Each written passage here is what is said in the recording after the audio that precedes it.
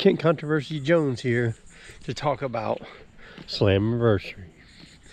There's a lot of talk coming into the pay-per-view, coming out of the pay-per-view, I mean, about how it wasn't the best because people are upset that Mike Santana didn't win the title. And I will be the first to get in line and say it would have been huge if Mike Santana could have won the world title in his hometown, but it's time to pump the brakes. Had TNA done that, there would have been no major feud that they could have done that would have truly seemed like the biggest show of the year, Bound for Glory. There would have been nothing they could have offered out that would have seemed like it would have rose to the occasion for a Bound for Glory type event.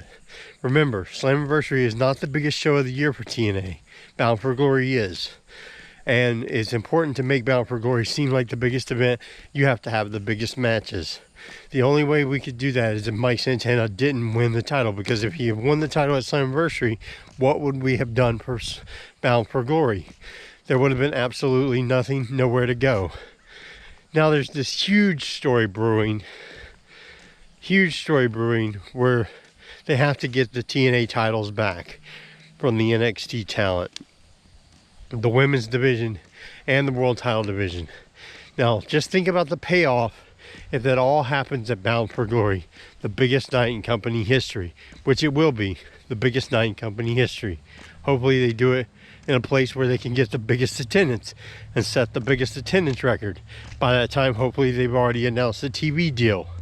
If all that takes place, Bound for Glory will be the single biggest event in company history and will be the most successful Bound for Glory, because Slammiversary this year was the most successful Slammiversary, and Bound for Glory can be the most successful Bound for Glory, the most successful TNA event in company history.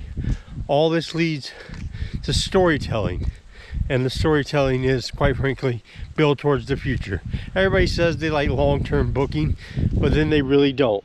When they get it, they act like they don't like it.